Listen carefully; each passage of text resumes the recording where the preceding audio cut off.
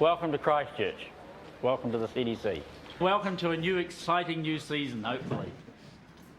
Okay, the first thing, of course, to remember is that the clothing we've packed in your orange bags for you today is based on where you're working in Antarctica and what particular job you're doing. And, of course, what we're going to do this afternoon is to get you to try your ECW gear on before we send you south tomorrow. Okay. They call it going to the ice. It's a simple thing to say, but the journey is profound. Tonight, they'll get warm clothes in this United States National Science Foundation warehouse in New Zealand. Tomorrow, they'll leave for Antarctica, 2,400 miles to the south. My name is Norbert Wu. I'm an underwater photographer. I've been going to the ice since 1997. Most people call me Norb. You better have two large ones. They're too tight. Turn them back and just get the pants. Okay. Just the boots.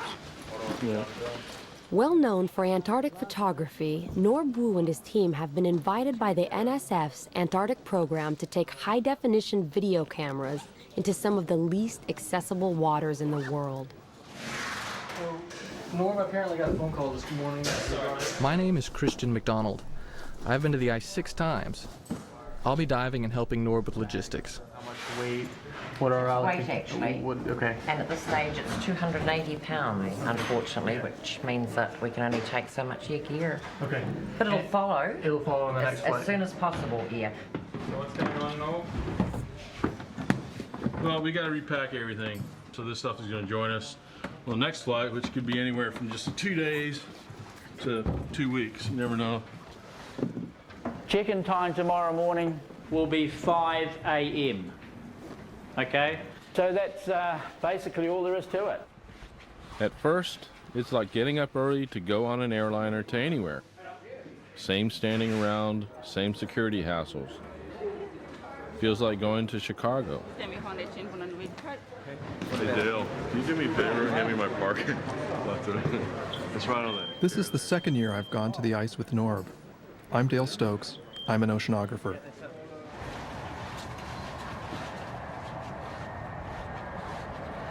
This is no airliner. This is not a trip to Chicago. It's so noisy in here you can't talk. You can barely move. It will be an extremely uncomfortable 5-hour journey.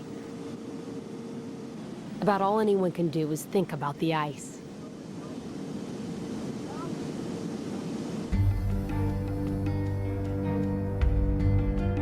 Antarctica is dominated by ice.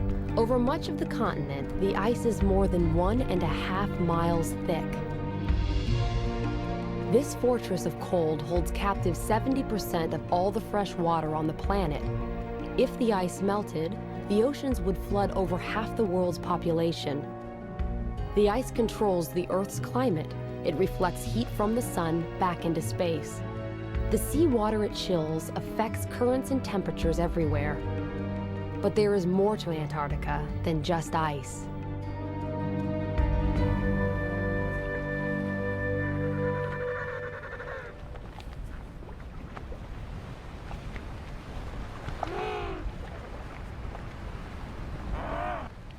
On the surface, Antarctica seems bleak with its endless cold and its flightless, awkward birds. But that's only on the surface. Norb, Christian, and Dale are going to the ice to get under it.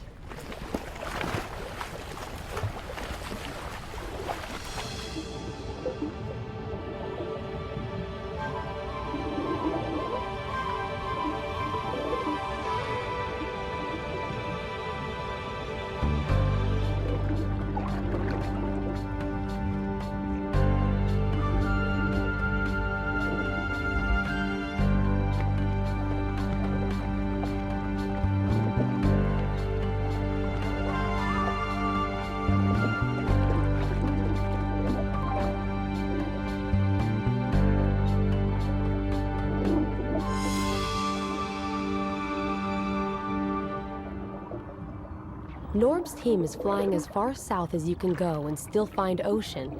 This is less than 900 miles from the South Pole. It's even too far south for most penguins. Out of 17 penguin species, only 2 live this close to the pole.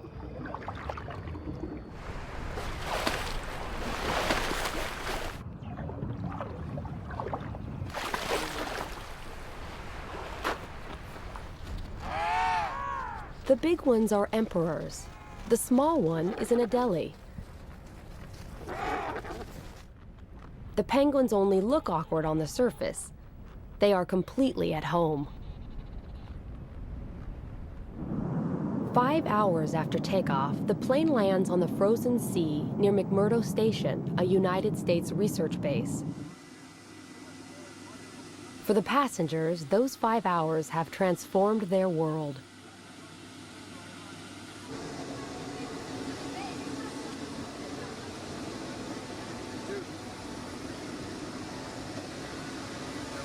Thanks for flying with us.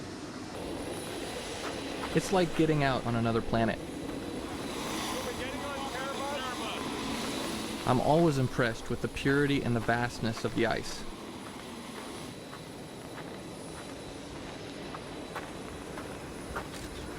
The sea we want to explore is beneath our feet, locked away under 6 feet of ice. But first we have to learn to deal with the ice. This is Snowcraft 1.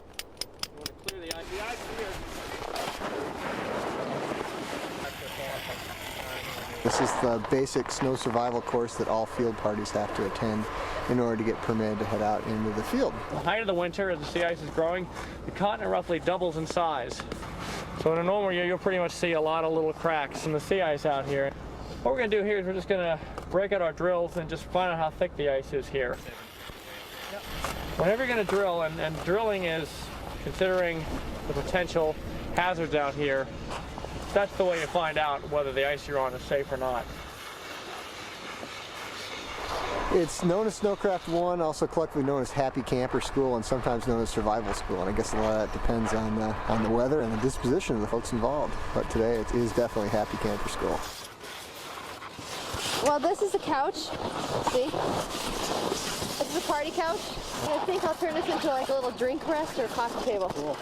Okay, high winds coming in from the south. You're going to have to hold on to everything you've got. You can't just take the contents of your tents and dump it onto the ground, because otherwise it's just going to blow away. And for God's sakes, you don't take the thing and try and blow into it. You're going to wind up in medical.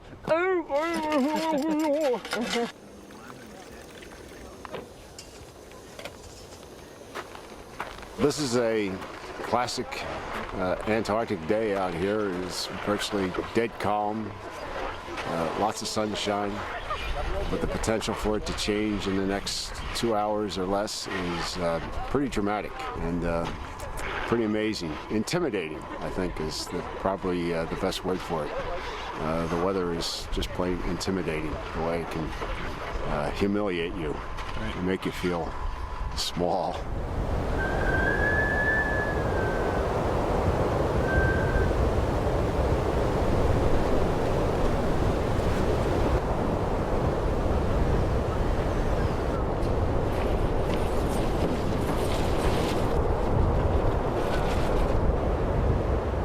It's mid-October, springtime at McMurdo Station. If you have any trouble at all, you just call Mag Ops and tell them you have a dive accident. They'll page everyone. Hundreds of scientists and technicians are here, but most of them, like Norb's team, are inside, getting ready for the season's work. What transportation options will be best?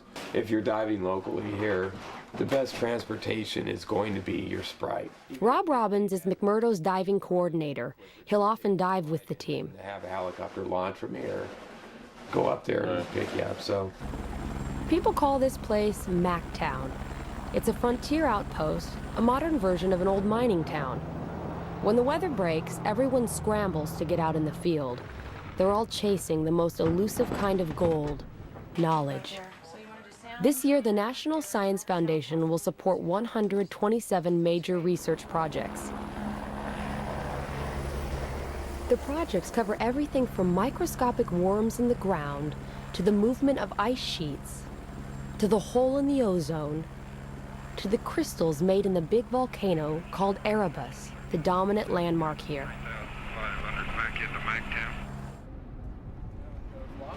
For Norb, Christian, and Dale, gathering equipment and scheduling trips into the field seems to occupy all the daylight hours. And it's daylight all the time. So what we may want to do is fly up here, see if you like anything. We can land anywhere down there, take the door off, right, and do it again. Yeah. And just pull it off. We'll put a rock on the door and leave it. All this work is dwarfed by Antarctica. It's the only place on Earth that still has huge areas which have never seen the track of a human being.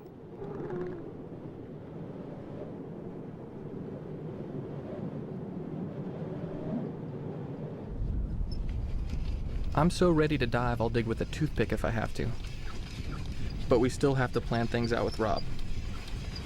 There's some of the Sprite accessible dive sites around here. There's a lot of good diving. At Cape Armitage, it's fairly shallow. There's a shoal there. There's a lot of anchor ice. It's really pretty spectacular. Little Razorback, which is maybe an hour away or so. A lot of big pressure ridges there, so that's a good spot. Are we going to be able to cross them? You think the travel's going to be bad? The travel, I think, is going to be pretty good. There are some cracks. You're going to want to be careful, but it's fairly safe out there. I'd really like to film an iceberg underwater. I mean, that's kind of this thing, you know. There's an iceberg grounded up at Cape Barn, which could be spectacular, but it looks like it's quite a ways offshore. We'll have to see what it pans out to be. This ice is 6 feet thick. It's like cutting a porthole in a concrete wall.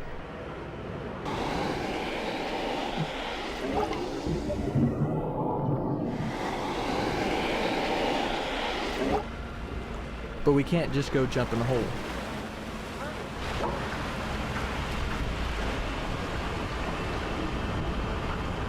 I'll come back in, blade it, and I'll bring the hut in, place the hut, we'll put snow around it, and you're down. Sounds great. Okay, thanks.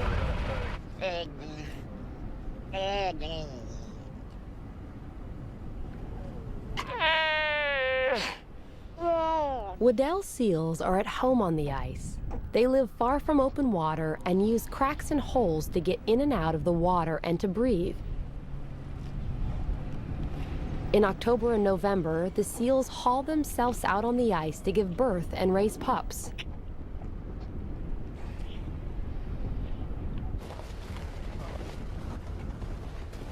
After 10 days of preparation, we're ready. I admit it, I'm a wimpy diver. I hate boats, I get seasick. This is great. No waves. You just drive out on a frozen ocean in this big red thing, which is called a Sprite.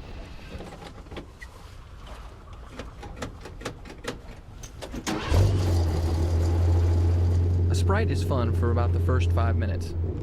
It's like driving a tank. But a tank's fast. This thing maxes out at about 10 miles an hour.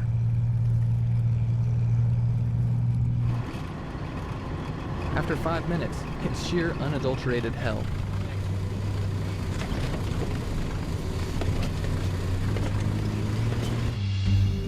After a rough hour's ride over the frozen ocean, the team arrives at the dive hut that they place next to a rock called Little Razorback Island.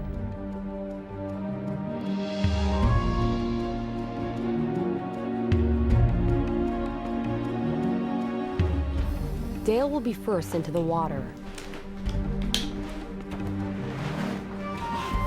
3 layers of underwear and a dry suit. It still doesn't really keep you warm.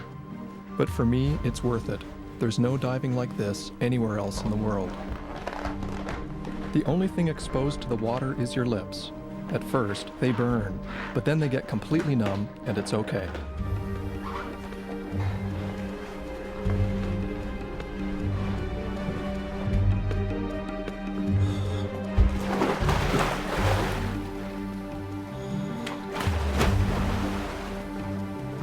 The water temperature here is 28 degrees, so cold it can freeze blood.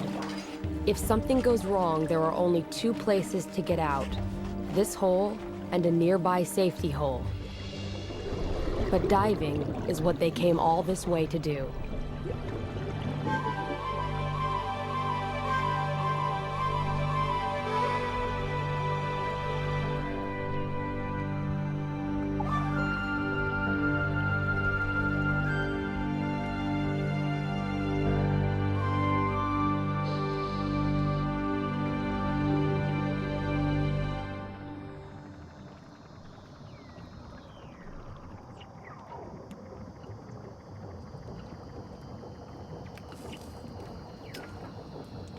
The crystals on the bottom are called anchor ice.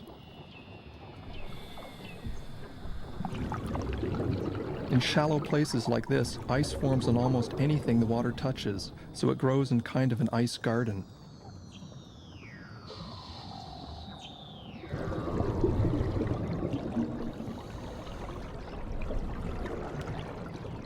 Sometimes it picks up stones or even living creatures like this sea urchin, and then carries them up to the ceiling.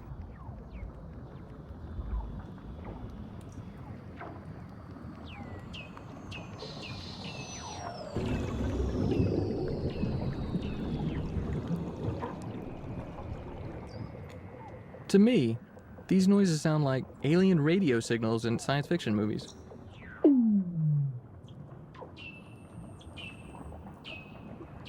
They're actually the calls of Weddell seals.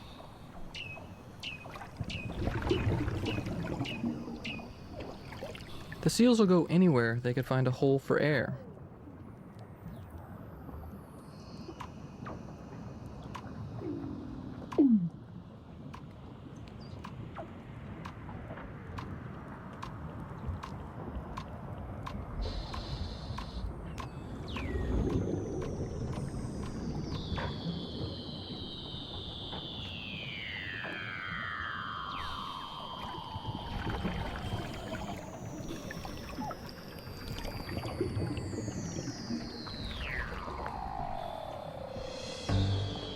I've dived in a lot of places that are famous for clear water. The Great Barrier Reef, the Bahamas, Tahiti, Hawaii.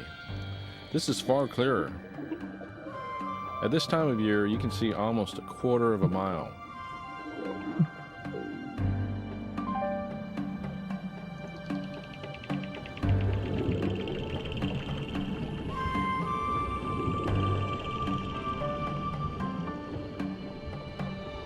These strange things are called brine channels. Up on the surface, salt is concentrated in the frozen sea ice and makes brine, which is so salty that it stays liquid even when the surface ice cools it to extremely low temperatures. When this cold brine flows downward, it freezes the less salty seawater around it, making these tubes.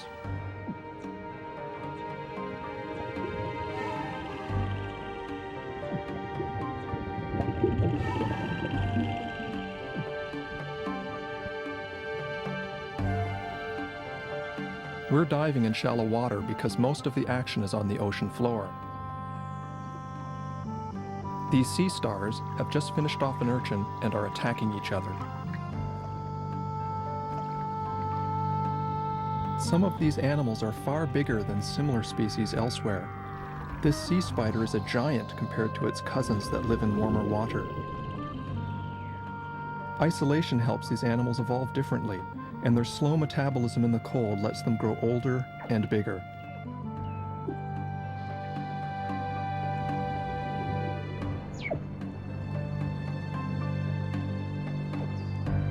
Clear water is great for us, but hard on the life here.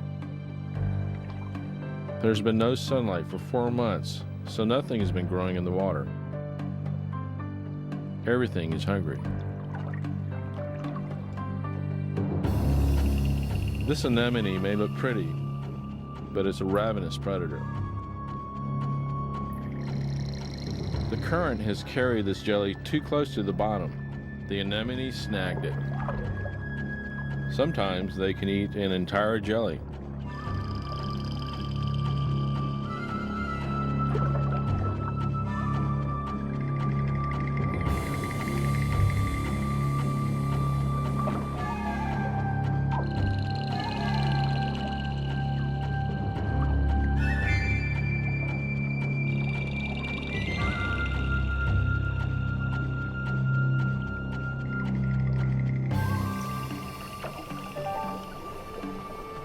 After about 40 minutes, you start to really get cold.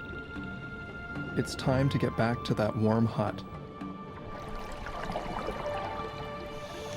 Under the ice, you have no clue what the weather's been doing, but this is Antarctica. It's sure to be different.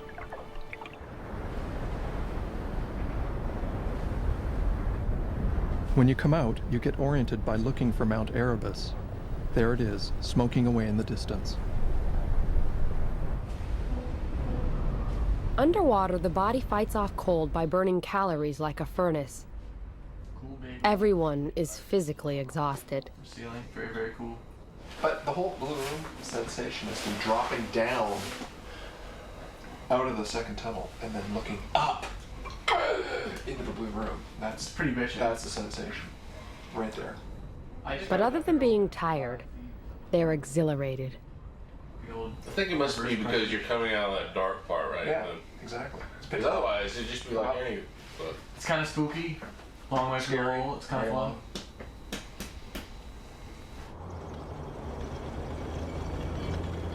The next day, they're right back out on the ice.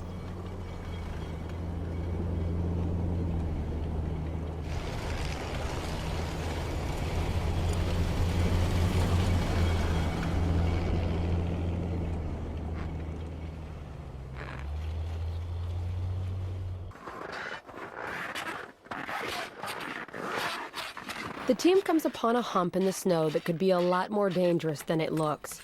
This is exactly what Norb and Dale were warned about in survival school. So what's the rule of thumb? It has to be.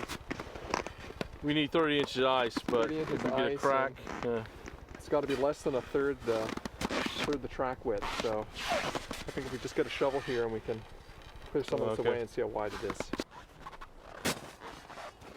This snowdrift marks a crack in the ice. You can't tell from the surface if the crack is too wide for the Sprite to cross. It's always weird to think that right underneath this solid-looking surface, there's ocean 1,000 feet deep. I love diving, but I sure don't want to fall in.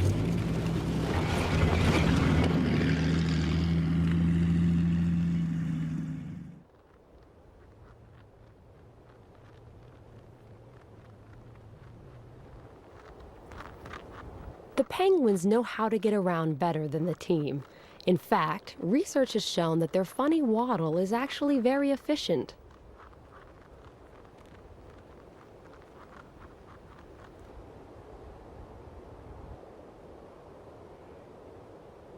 There are all sorts of mysteries under the ice.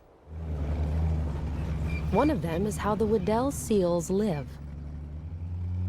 In this field camp near McMurdo, biologists are studying the seals.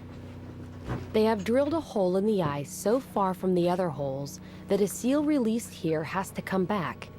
It's held captive by its need to breathe. Under a special research permit, this male was captured and he'll work with the scientists for a couple of weeks, then be returned to the place he was caught. They have glued instruments on his back and a camera on his head to explore a world of life and hunting under the ice that would otherwise be hidden forever.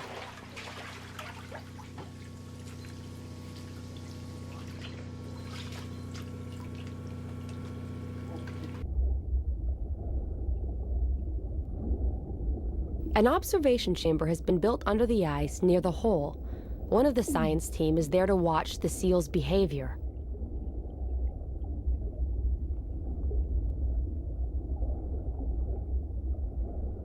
This seal, and others that have worn the equipment, have led to breakthroughs in the study of Weddells. The video the seal takes is a first. Here, with the camera pointed forward, is something divers and scientists had never seen before. The seal blows bubbles at the sea ice ceiling and flushes out its prey.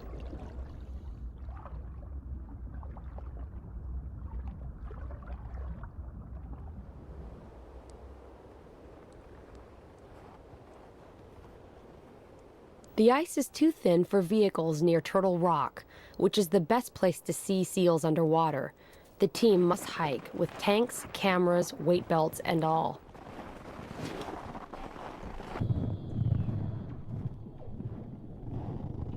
Underwater, a male seal hears them approach.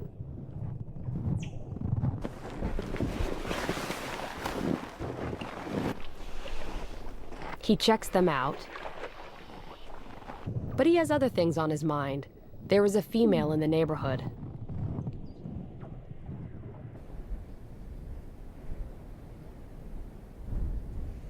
There's no warm dive hut here, but that's all right. It's a balmy day, about 15 degrees.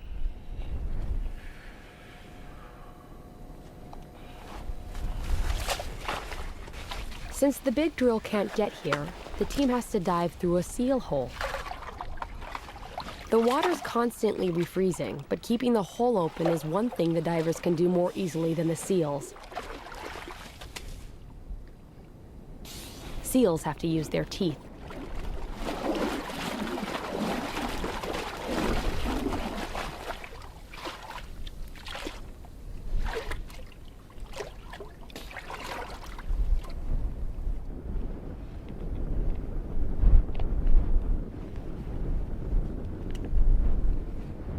Did you hear it going or not? Did you hear it going when I press it?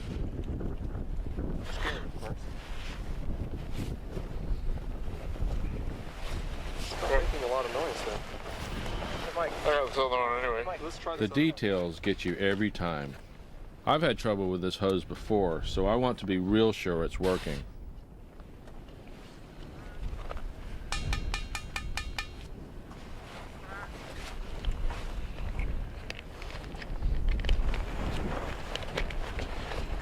There we go. What do you think's wrong with that one? It's frozen. All right. As Norb and Christian get in the water, a mother seal is teaching her baby to swim.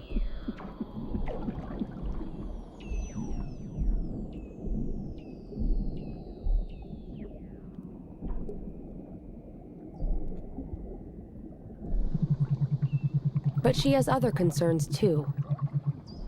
Females, once they've given birth, are often ready to breed, and this female knows that the male is around.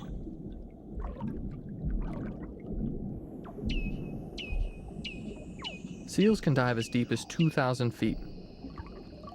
They have been known to stay underwater for over an hour. But they don't get decompression sickness, the bends, which is a major hazard for divers. To prevent the bends, divers must be careful when ascending so nitrogen doesn't fizz out of their blood like bubbles in a soft drink.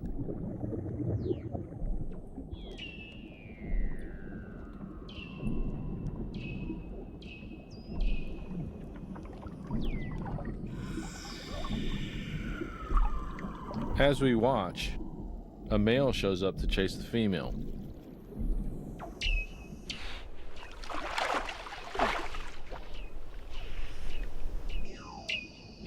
But she's not interested.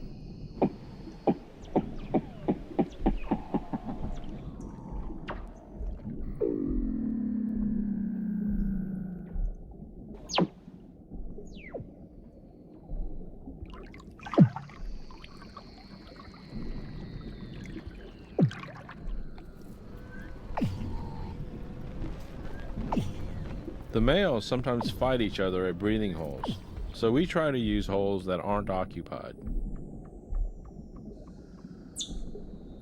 As Christian heads for the hole to get out, something unexpected happens.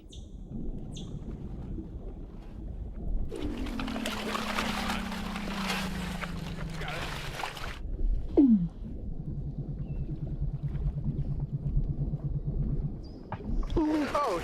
Oh my God. Please don't bite me. Please don't bite me. Please don't bite me. Oh, you're gonna get bit. He thinks it's a huge male, about to take a chunk out of a part of him that Christian doesn't want to lose.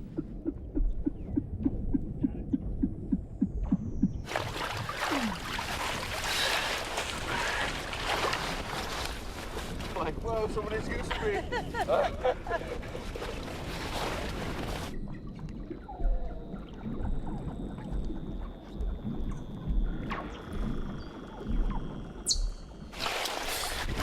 Saw that baby seal go. Oh. Like, don't bite me, don't bite me. That mom didn't care at all, man.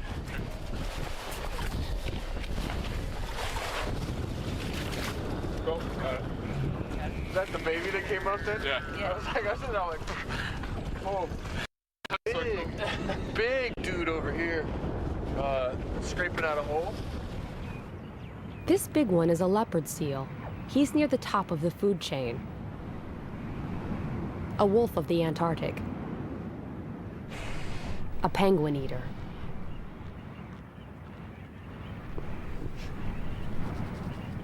But out on the surface, he's about as agile as a slug, so the penguin is safe. For now.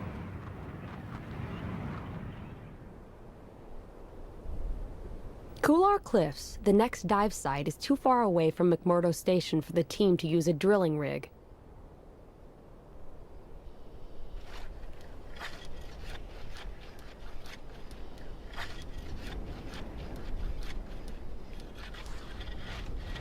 But Christian, Rob, and Dale use just about every portable tool known to man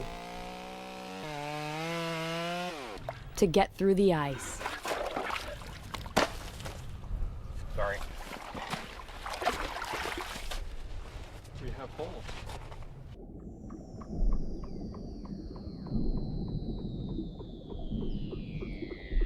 This is the type of sea star that I have never seen before, using its long arms to pick plankton out of the water as the current moves past.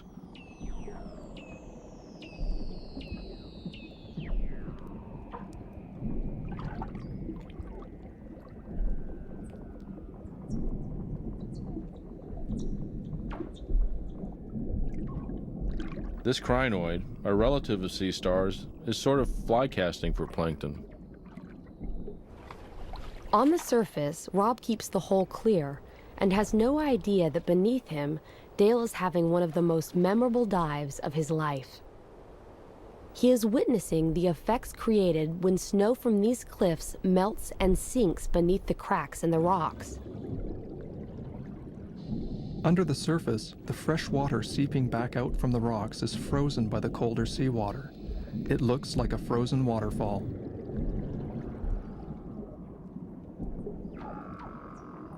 The sunshine has been feeding energy to algae, which is turning green and golden. Soon the algae will bloom in the water and end our season by ruining the visibility. But for now, it's just plain beautiful.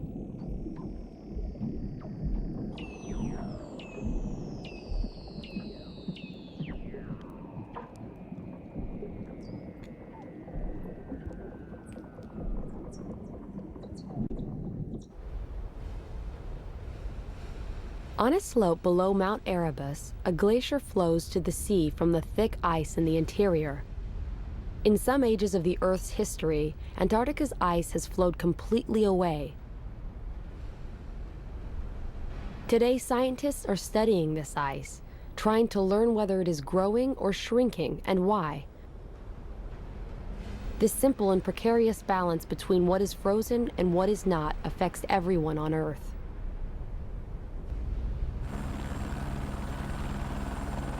Norb's team has put a hut right where the glacier meets both rock and the sea. The glacier face goes hundreds of feet down into the water. Norb and Christian will dive right next to it.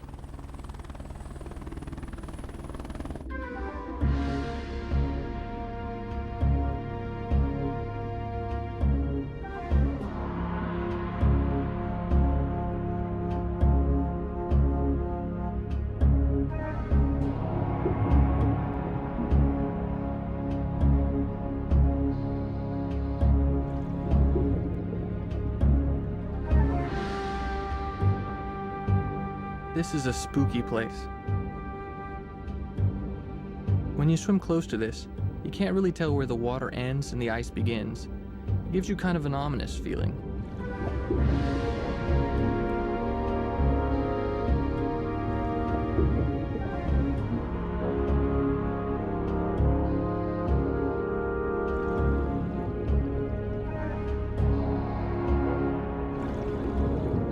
You see all this big ice, but fish live right next to it, no problem.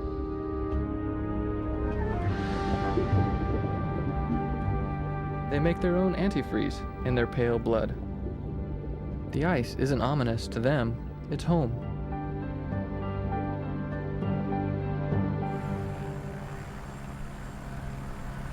Every year, Antarctica sheds thousands of icebergs like flakes of its skin. Everyone knows that icebergs hide most of their mass underwater, which is why the team wants to shoot near one.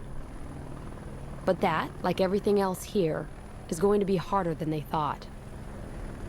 Christian and Rob have been out for 2 days looking for bergs to explore. Their report is not good. Hey. Gotta go Cape Roberts. Well, Cape Roberts is pretty nice, but we weren't able to find any diveable icebergs. Oh, you kidding? No, actually, we tried quite a bit. We spent a couple days chainsawing holes and trying things out, but it doesn't look too good. No, really? So you're saying, what, out of all those bergs over there, you don't think any one of them's diveable? I don't think any of them are diveable without drilling or blasting a hole. Most of the icebergs are packed tight by the sea ice.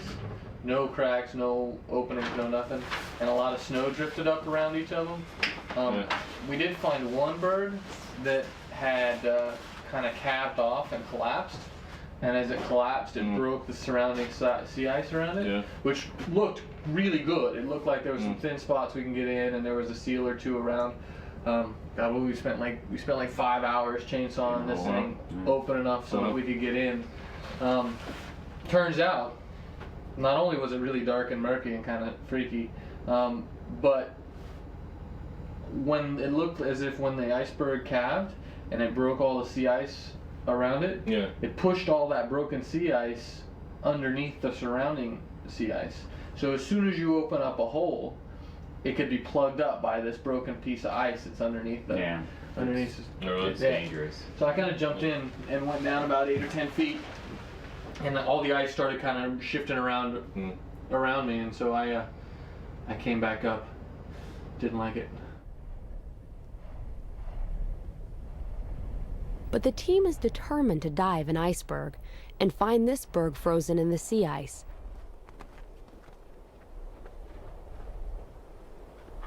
The berg appears to be in very deep water, not the most interesting diving. But at least there's a seal hole to dive through, and what they discover is a complete surprise.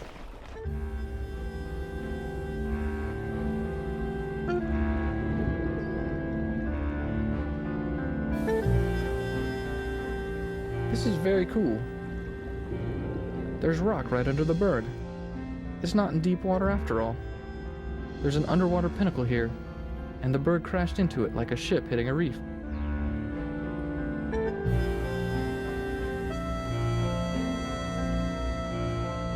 But a ship would be here for centuries. It's hard to imagine, but soon this huge structure will just disappear.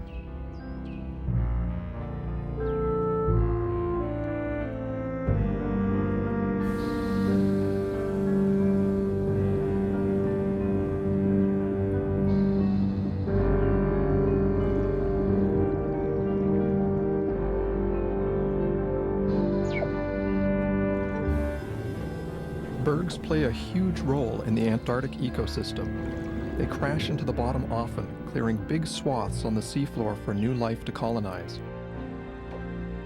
Some scientists think this constant churning of the bottom is one of the reasons that life down here is so diverse.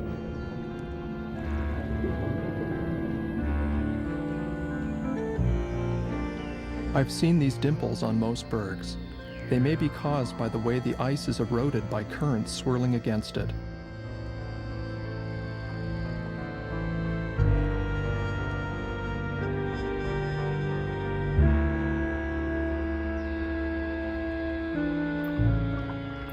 Young fish take refuge in the dimples.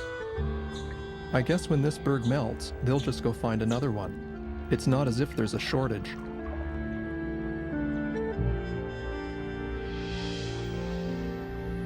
This is a desmodina, the same kind of jelly that was nailed by the anemone.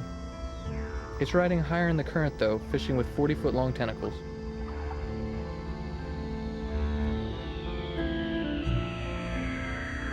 It has been another great dive, but this dive costs the team big time. Calling from McMurdo Station in Antarctica. I'm a physician, I'm a diver, and I have somebody here who's a professional diver who truly seems like he has decompression sickness. Diving down here. Dale is in trouble. He may have the bends. Diving heavily for a week. It's a sharp pain in my back, and I don't want to mess with it. If there's a bubble in there, you never know. You can be paralyzed for the rest of your life. Sometimes you just don't recover, and you can't dive ever again. Kind of a tough one. Now, we do have a chamber here, and the chamber is standing by. Might as well get in. Here we go. See ya. Imagine being told that you can no longer do something that has been a large part of your life since you were a child.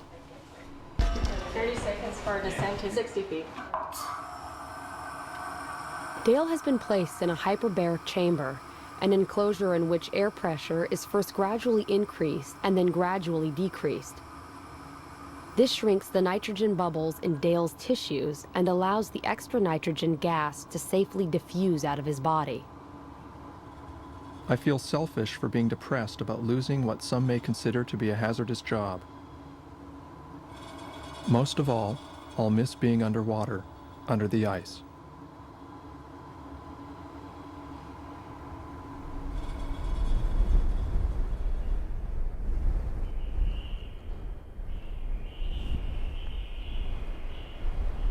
Dale will help out on the surface as the team continues diving and filming. They fly to the strangest dive site on the schedule. It's near a region called the Dry Valleys, where wind keeps the rocks scoured clear of ice. At the foot of these valleys is sea ice that is unusually thick and stable. Near the ice, the National Science Foundation has built a well-equipped field camp. Here, oceanographers are studying life that is remarkably similar to what lives thousands of feet down on the ocean floor, the largest and least known ecosystem on Earth.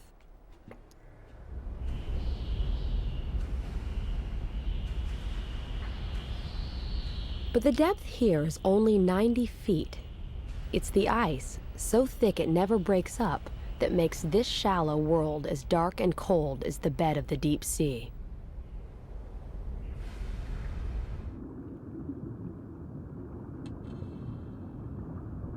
These unusual soft corals have evolved to sweep the sand for food, a behavior that has never been seen anywhere else.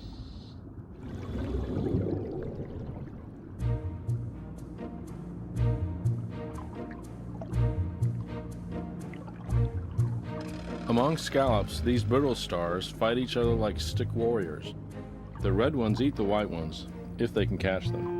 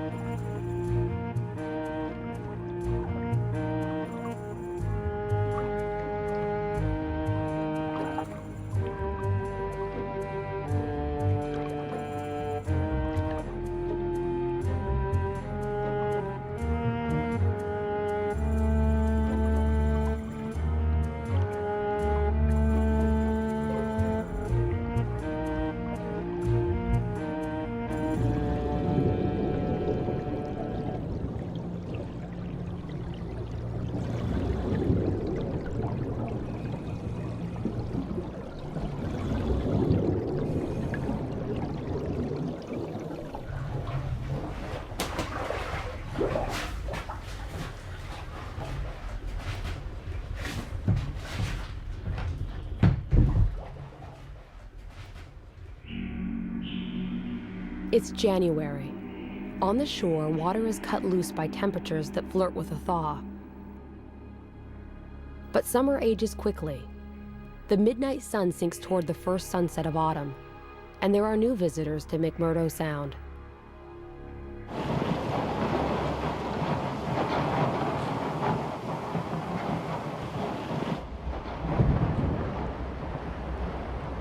The U.S. Coast Guard icebreaker, Polar Star, arrives to cut a passage for a freighter to bring in supplies to Mactown. In the strips of open water behind the icebreaker, minke whales appear. They're feeding on plankton that has bloomed in the water under the ice in the constant daylight. Minkies, among the most common whales in the world, are still hunted in Antarctic waters.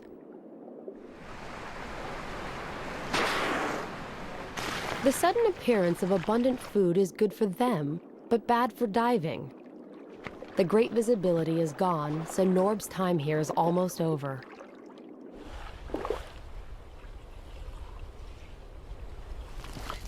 All around the coast of Antarctica, ice cracks and disintegrates. The expanse of sea ice has shrunk from its maximum of 7 million square miles to its minimum of only about 1 million. There are other visitors out there, but they're more elusive. For days, the team searches outside McMurdo, looking for the orcas that often haunt the ice edge. But day after day, the patches of water are empty. Then, in one breath, everything changes. The ice of the whole bay seems to be breaking up in front of our eyes, opening into long strips of water that are called leads.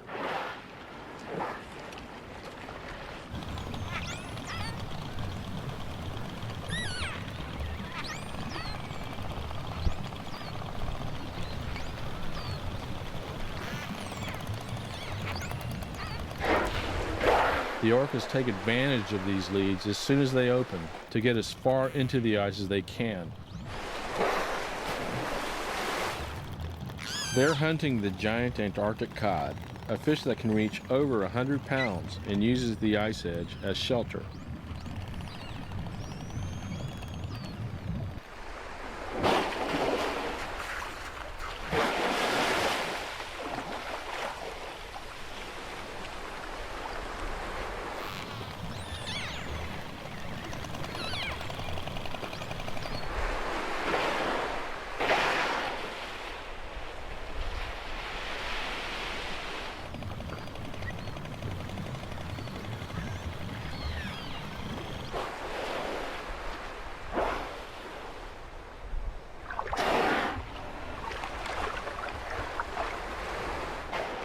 Everyone thinks that orcas eat penguins. These Adelie penguins seem to think so too.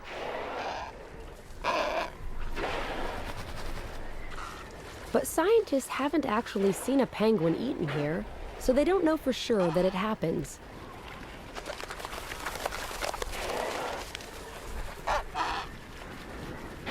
Still, when whales are around, penguins play it safe.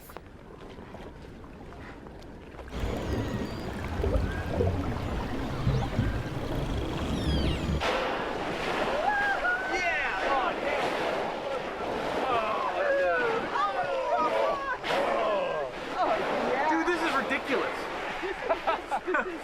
There's like 20 whales right there.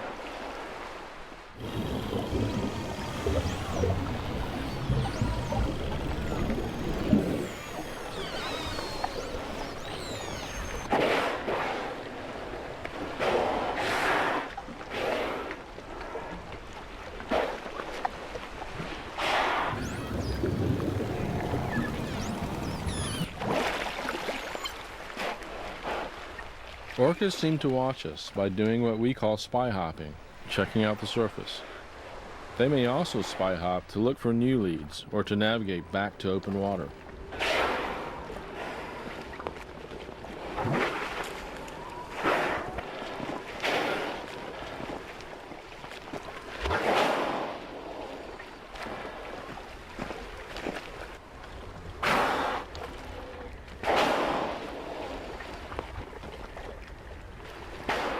The orcas seem to be at the heart of the huge ebb and flow of energy in the Antarctic Sea, where the sun burns away the ice each year and the long night builds it back.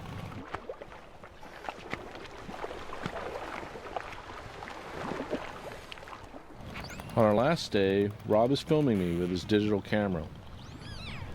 And suddenly, something happens that reminds me that for all our study, we still know very little about life under the ice. The whale checks me out, then sends some kind of message, but I have no idea what it means.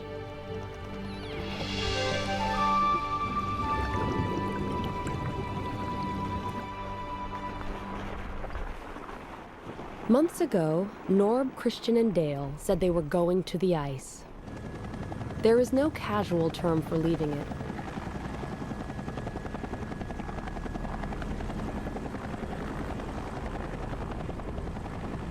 They have looked in the face of glaciers and at the roots of icebergs. They have glimpsed the life that has turned this hostile place into a home. But it's tough being on the ice, and at the end of all this work and cold, the team is happy to be heading home. Antarctica is the one continent where humans may forever be strangers. But we have looked past the big white shield and have seen the beauty and mystery that the ice tries to hide.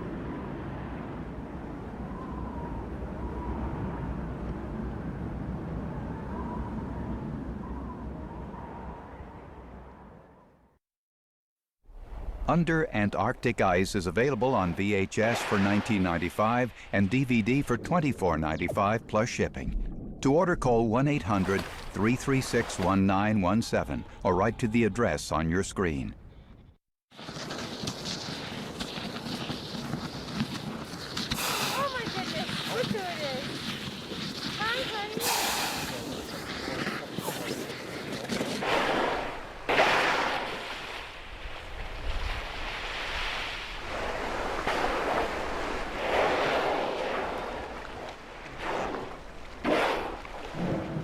Here's good footage. Yeah.